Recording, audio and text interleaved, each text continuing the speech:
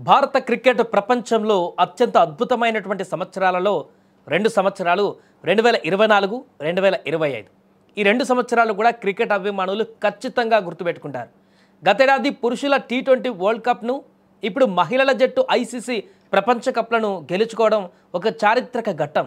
ఈ 2 విజయాల తర్వాత జట్టు సభ్యులు ప్రధానమంత్రి నరేంద్ర మోదీని ఆయన నివాసంలో కలిసినప్పుడు ఆయన తీసుకున్నటువంటి ఒక నిర్ణయం ఇప్పుడు అందరినీ ఆకర్షిస్తుంది. 2 సార్లు వరల్డ్ కప్ మోడీ టచ్ చేయలేదు. 2 సందర్భాలలోనూ ట్రోఫీని ముట్టుకోకపోవడం వెనుక బలమైనటువంటి కారణం ఉందా? మొదట పురుషుల టీ20 ప్రపంచ కప్ విజయం తర్వాత కెప్టెన్ రోహిత్ శర్మ, కోచ్ రాహుల్ ద్రావిడ్తో ఫోటో దిగినప్పుడు కూడా ఆయన కేవలం వారి చేతులను మాత్రమే పట్టుకున్నారు. తాజాగా మహిళల వన్డే ప్రపంచ కప్ గెలిచినటువంటి హర్మన్ప్రీత్ కౌర్ సారథ్యంలోని జట్టును సన్మానించినప్పుడు కూడా ప్రధాని మోదీ ఇదే చర్యను పునరావృతం చేశారు. దీని వెనుక ఉన్నటువంటి కారణం ఒకటే, అది విజేతలకు పూర్తి గౌరవం ఇవ్వడం. ప్రపంచ కప్ను తాకకుండా ఉండడం అనేది మోదీ కేవలం ఒక ప్రోటోకాల్ను పాటించడం కాదు, ఇది ఆయన వినయాన్ని, విజేతల పట్ల ఆయనకున్న గౌరవాన్ని చాటుతుంది.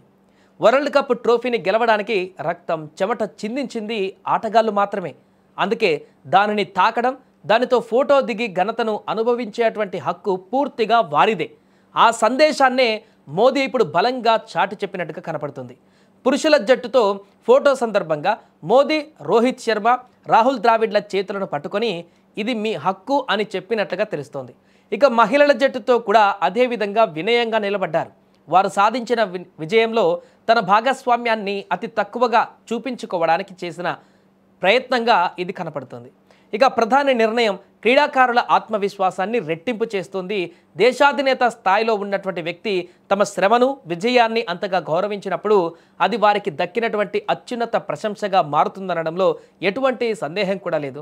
ఇక ఈ చర్యతో ఆయన దేశవ్యాప్తంగా ఉన్న క్రీడాభిమానుల హృదయాలను కూడా ప్రధాని నరేంద్ర మోదీ గెలుచుకున్నారు. మరి మోదీ తీసుకున్న నిర్ణయంపై మీ అభిప్రాయం ఏంటో కామెంట్ చేయండి.